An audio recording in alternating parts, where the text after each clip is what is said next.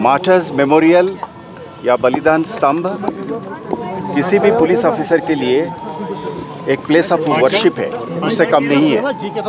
और ख़ासकर जम्मू कश्मीर में कोई भी ऑफिसर, पुलिस ऑफिसर या सिक्योरिटी फोर्स का कोई भी ऑफिसर यहाँ पे जब काम करता है तो यहाँ सैकड़ों के हिसाब से, हज़ारों के हिसाब से शहीद अपनी कुर्बानी दी है। तो मेरे लिए एक लंबा अरसे के बाद आज जब मैं सेवानिवृत्त हो रहा हूँ तो मुझे लगता है कि कभी भी इस दौड़ पे मैं भी इसमें कुर्बान हो सकता था। ये लोग जो आज यहाँ पे कुर्बानी दिए हैं, इसमें मेरा सेफ्टी, मेरा सिक्योरिटी, इस बलिदान स्तंभ के पीछे मैं जब यहाँ पे 30 साल पहले आया था, कई सारे मेरे साथी जिनको मैं जाती तौर पे जानता हूँ, उन्होंने अपनी जान गंवाए हैं। उनका रूह, उनका खून, उनका पसीना और उनका जज्बा इसमें कूट-कूट के भरा हुआ है।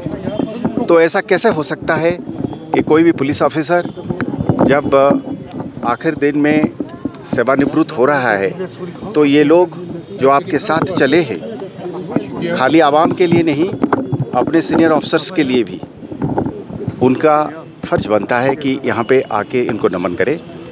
तो ये एक मेरे लिए एक आर्टिकल ऑफ फेथ था, सौभाग्य था, इसलिए मैंने आया और यहाँ पे अपने बाजीगर जवानों का नमन करके उनको श्रद्धांजलि पेश की। I think I got an opportunity. An opportunity was given to me by the government, extendedly by the Almighty, to serve the public of Jammu and Kashmir.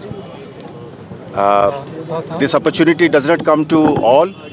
I am grateful to the government as well as the Almighty, and extendedly to all my colleagues within the Jammu and Kashmir Police and the security establishment, our security partners, that it was a very eventful phase in which I tried to contribute to bring lasting peace.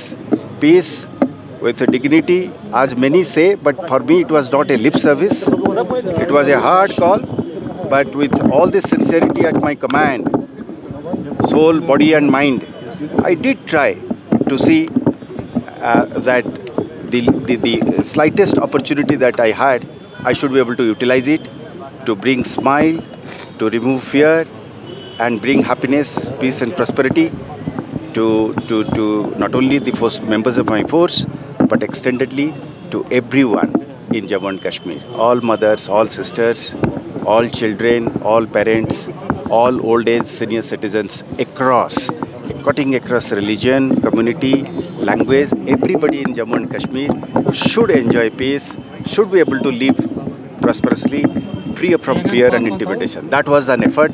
I think I tried to do my best. I feel good about it that I had not lost the opportunity.